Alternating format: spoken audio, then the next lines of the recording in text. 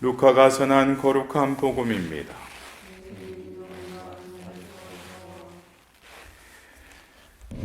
그때 목자들이 베들레헴으로 서둘러 가서 마리아와 요셉과 구유에 누운 아기를 찾아냈다. 목자들은 아기를 보고 나서 그 아기에 관하여 들은 말을 알려주었다. 그것을 들은 이들은 모두 목자들이 자기들에게 전한 말에 놀라워하였다. 그러나 마리아는 이 모든 일을 마음속에 간직하고 곰곰이 생각하였다. 목자들은 천사가 자기들에게 말한 대로 듣고 본 모든 것에 대하여 하느님을 찬양하고 찬미하며 돌아갔다. 여드레가 차서 아기에게 할례를 베풀게 되자 그 이름을 예수라고 하였다. 그것은 아기가 잉태되기 전에 천사가 일러준 이름이었다. 주님의 말씀입니다.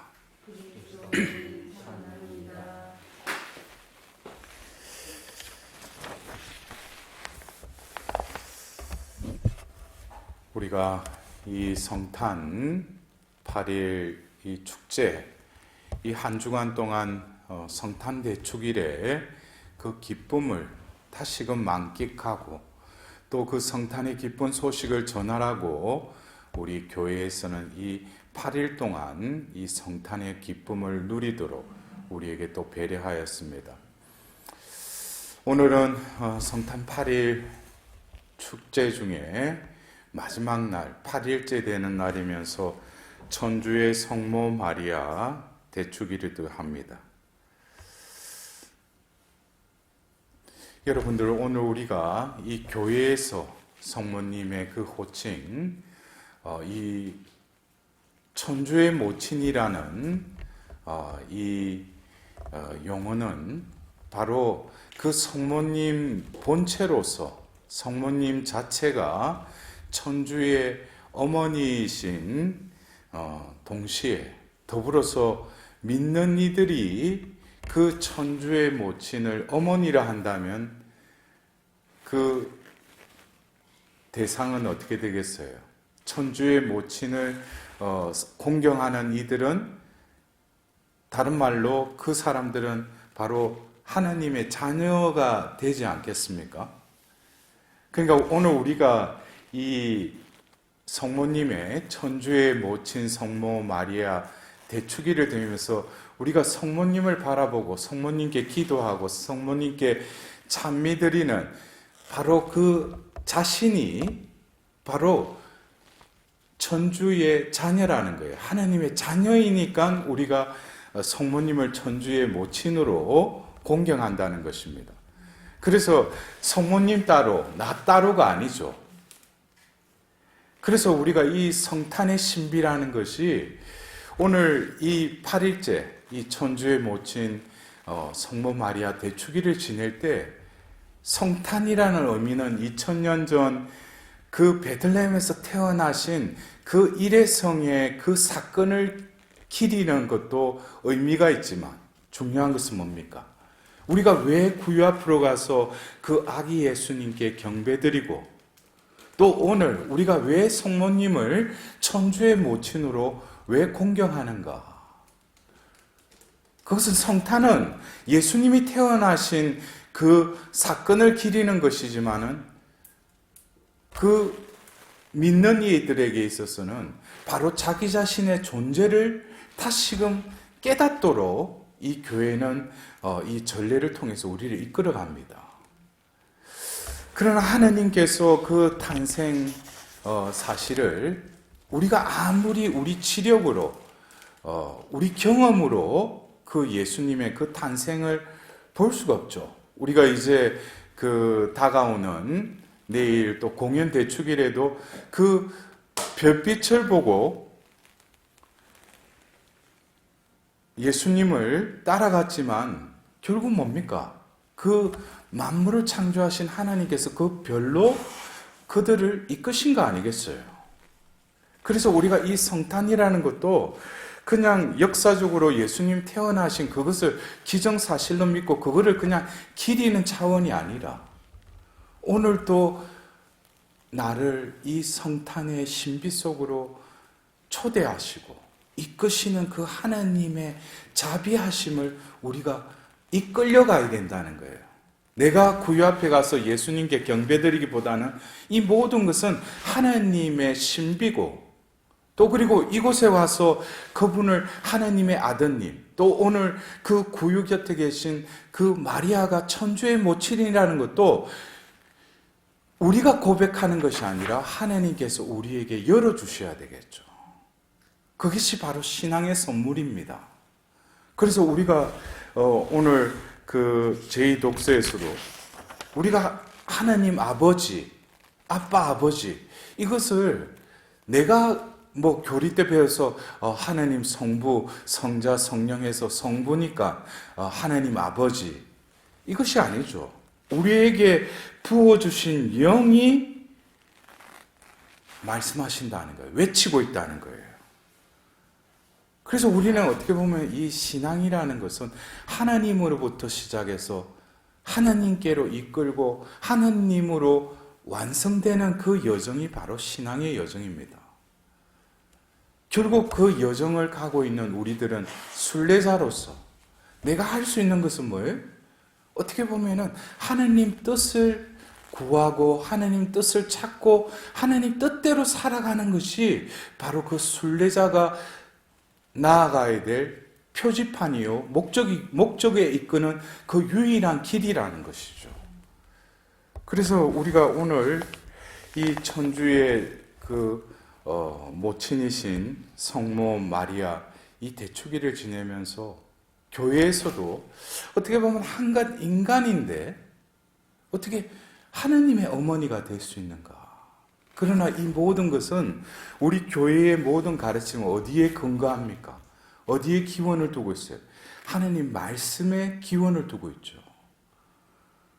그래서 바로 그 죄를 짓고 나서 여자의 후손이 언급되었던 창세기 3장 15절에 그 여자 그리고 3장 20절에 그 하와가 모든 민족들의 어머니가 불리게 되었다라는 그 하와. 결국 그것이 초세기의 교부들은 바로 그 여자, 그 하와가 새 하와이신 그 성모 마리아를 가르친다고 우리에게 또 가르치고 있죠. 결국 이 여인은 창세기뿐만 아니라 여러 예언서에도 나오죠. 이사야서, 미카서, 스바니아서를 통해서도 처녀가 잉태하여 아들을 낳으리라.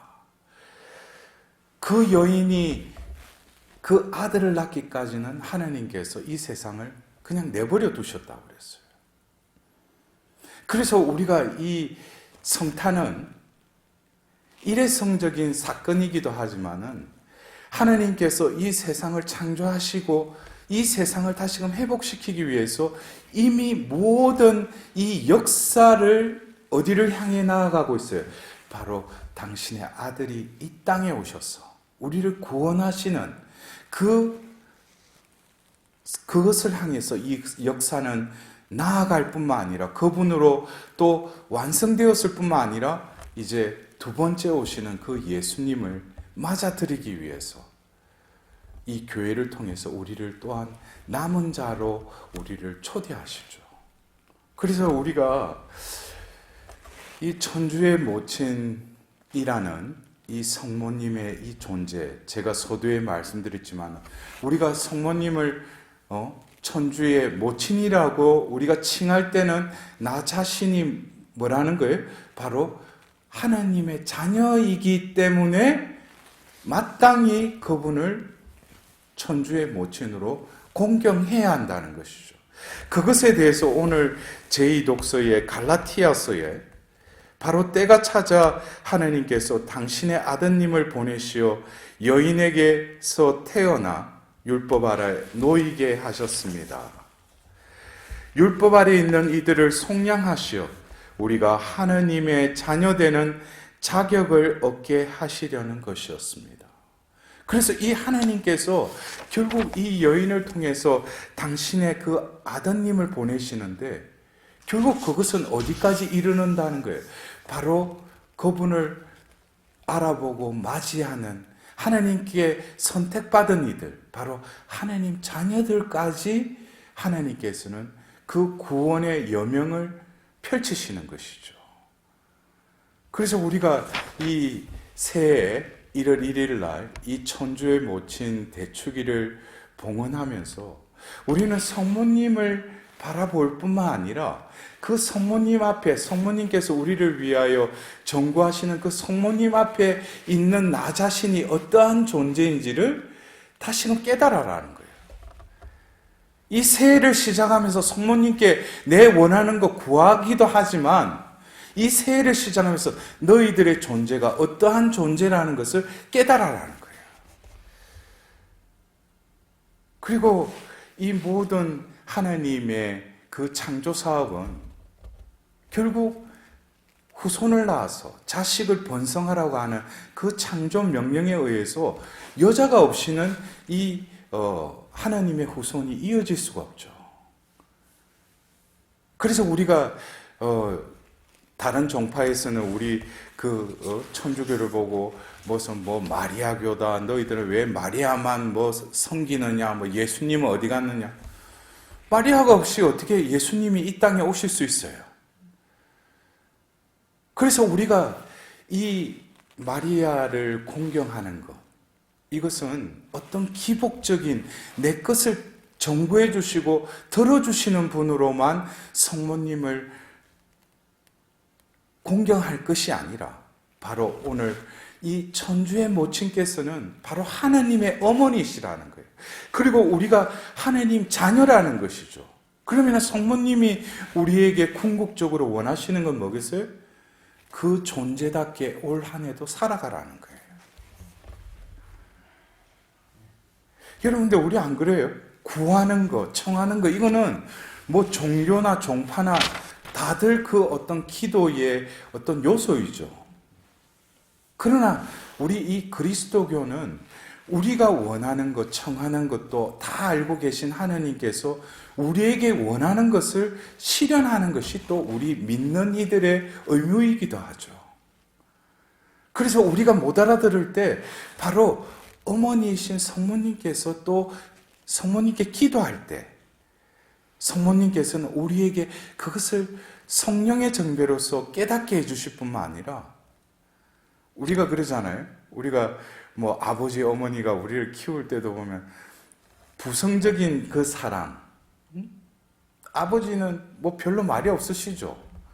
좀 무뚝뚝하고 저도 경상도다 보니까 그런데 어머니는 어떤 때는 성가시게 또 이렇게 하고 하는데 어떤 때는 왜 이런 것까지 참견하시느냐고 그러는데 그 어머니께서는 어떻게든지 그 모성적인 것으로 우리를 좋은 길로 이끄시려고 무던히 우리를 또 어떤 때는 질책하시기도 하고 어떤 때는 그 사랑의 이면인 또 아픔으로 우리를 또 이렇게 이끄십니다. 그래서 어쩌면 오늘 우리가 일독서의 그 아론의 축복, 이 한 해를 시작하면서 우리는 세상 사람들이 그러잖아요. 우리 한국 사람들 다들 새해 복 많이 받으십시오. 새해 복 많이 받으십시오. 그러나 진정한 우리의 복은 뭐겠어요? 복을 주시는 분은 하나님이시죠. 신명기에 나오는 하나님께서 신명기 28장의 축복과 저주의 말씀을 하실 때도 축복은 결국 하나님 말씀을 듣고 하나님 계약에 충실한 이들에게 하나님은 복을 내리신다는 거예요. 그냥 하나님께 복 내려달라고 할 것이 아니라 내 존재가 하나님과의 그 합당한 관계, 계약의 관계를 깨닫고 그 백성답게 하나님께서는 우리에게 계명과 또 사랑의 계명을 주셨지 않습니까? 그것을 우리가 살아갈 때 하나님께서는 저절로 우리에게 예비하신 그 축복을 베풀어 주실 수밖에 없다는 것이죠. 근데 지금 우리가 작년, 이제 재작년이 됐네요. 재작년으로부터 시작된 이 바이러스로 이 혼란 속에 있습니다. 근데 우리는 오늘 이 천주의 모친 대축일을 우리 교회에서는 세계 평화의 날로 또 제정했어요. 여러분들 평화, 우리가 그래서 성모님을 평화의 모우라고도 또 공경하지 않습니까? 그죠? 근데 우리가 평화의 모이신 성모님께 이 세상에 평화를 달라고 할 때 성모님이 우리에게 바라시는 평화는 어떤 평화입니까? 왜 그분이 평화에 모으셔요? 에페소서 2장 14절에 그리스도야말로 우리의 평화이십니다 그랬어요. 그 평화 자체이신 분을 바로 잉태하시고 낳으셨기 때문에 그분은 평화에 모일 수밖에 없죠. 그러나 예수님께서는 세상이 주는 평화와 내가 주는 평화는 다르다 그랬어요. 그렇다면 우리가 오늘 이 한 해를 시작하면서 여러분들이 주님 저도 올 한 해 평화로운 한 해가 되게 해 주십시오 라고 할 때 그 평화라는 것이 가정에 뭐 별탈이 없고 내가 아는 사람들 일이 잘 풀리고 병 안 걸리고 그것이 평화냐?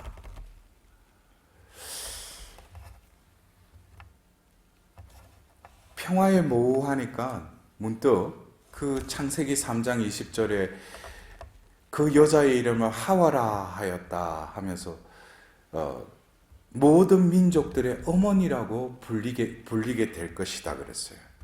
근데 여러분들 1945년 이후로 해서 네덜란드 암스테르담에서 발현하셨던 성모님께서 자신을 모든 민족들의 어머니라고 자신을 또 소개하신 그 성모님 아시죠? 그죠? 그 성모님께서 온 인류에게 이 기도를 바치라고 그랬어요. 그 기도문을 보면은 모든 민족들의 그 마음 안에 성령께서 살게 하시라는 거예요. 그러면은 모든 재앙과 전쟁에서 너희들을 구해 주실 거라는 거예요. 예수님께서. 그래서 우리가 추구하고 우리가 이상화하는 그 평화와 성모님께서 우리에게 너희들이 진정으로 평화를 누리려면 어떻게 해야 된다고? 내 존재에 바로 평화 자체이신 그 분을 모시라는 거예요. 그래서 우리가 이 평화의 날, 이 1월 1일을 지내면서 문득 저는 올 한 해가 진정으로 이 평화가 이루어지기 위해서 하나님의 자녀들인 우리 자신들이 추구해야 되고 또 노력해야 되고 또 도전해야 되고 살아야 할 어떤 장면이 바로 에제키엘서 37장이 아닌가 싶은 그런 생각이 들었어요. 여러분들 에제키엘서 37장을 보면 부활의 한시를 에제키엘 예언자에게 보여주시죠. 그 골짜기에 뼈들이 수북히 쌓였다고 했어요. 거기에다가 숨에게 예언하라고 그러죠. 그래서 그 숨이 그 뼈들에게 부러지자 어떻게 돼요? 그들이 살이 붙고 근육이 붙으면서 일어나고 살아나죠. 여러분들 안 그렇습니까? 지금 우리가 지내고 있는 이 바이러스 뭐를 통해서 전염이 돼요? 숨을 통해서 전염이 되지 않습니까? 그래서 많은 이들이 지금 또 그 바이러스로 인해서 생명을 잃고 또 여러 가지 지금 경제적으로나 모든 살림살이가 지금 혼란에 다 빠졌지 않습니까? 그러나 이것은 어떻게 할 수 없어요. 눈에 보이지 않는 이 숨이 어디서부터 와서 어디로 와서 내가 전염이 될 수도 있고 또 내가 확진자가 되어서 누군가를 또 전염시킬 수도 있다는 거예요. 그래서 올 한 해는 진정으로 그 에제키엘서 37장에 숨에게 예언해서 이 세상에 그 새로운 숨, 하나님의 숨이 죽어가는 우리의 그 존재에 다시금 새로이 불어서 우리의 존재가 새로이 거듭 태어나는 한 해가 되었으면 한다는 그런 오늘 아침 제가 그런 묵상을 하게 됐어요. 그래서 이 평화의 날에 하나님께서는 바로 에제키엘서 37장 26절에 내가 이제 너희와 평화의 계약을 맺으리니 이 계약은 영원한 계약이 될 것이다 그랬어요. 이 계약은 바로 하나님이 우리와 함께 계실 뿐만 아니라 당신의 성전이 우리 가운데 머무신다는 거예요. 이것이 하나님께서 이루시고자 하시는 그 평화라는 거예요. 그래서 오늘 우리는 성모님을 우리의 천주의 어머니라고 우리가 다시금 성모님의 존재를 바라볼 때 나의 존재는 그분을 어머니라 부른다면 우리는 바로 자녀라는 거예요.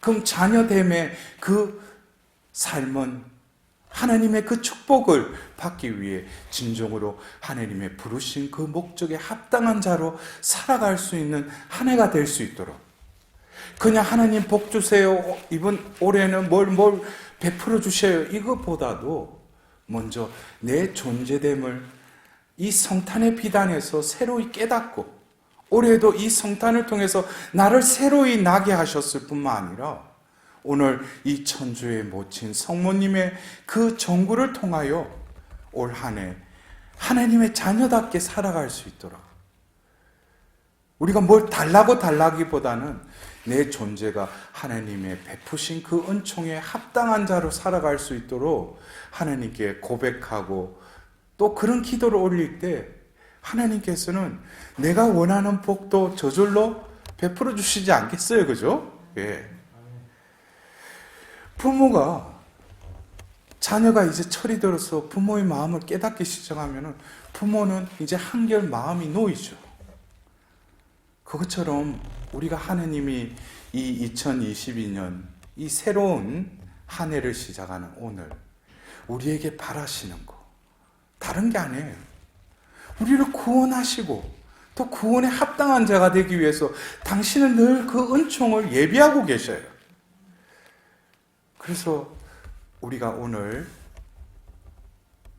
우리가 사랑하고 공경하는 이 성모님이 올 한 해 우리 형제 자매님들이 진정으로 하나님 자녀로서, 그래서 내가 어떤 때는 골방에서 또 다들 마스크는 쓰고 있지만 내가 성사생활이란 말씀을 읽고 또 기도 생활을 하는 데 있어서 내가 진정으로 하나님 그 숨 안에 살아갈 때 무슨 바이러스에 전염되지 않았다라는 어떤 그런 것보다도 내가 어느 형제 자매에게 하나님의 숨을 불어넣어 줄 수 있는 또 다른 그 에제키엘 예언자로서의 삶을 살아갈 때 우리 가정도 진정으로 하나님의 평화로 가득할 뿐만 아니라 분쟁과 미움과 등돌림의 이 악순환의 이 세상 속에서도 이 하나님 자녀의 그 숨이 이 세상을 서서히 회복시켜 나가리라고 믿습니다. 여러분들도 오늘 이 천주의 성모 마리아 대축일을 오늘 기념하면서 또 이 한 해를 하나님께 온전히 봉헌드리면서 진정으로 하나님의 자녀답게 살아갈 수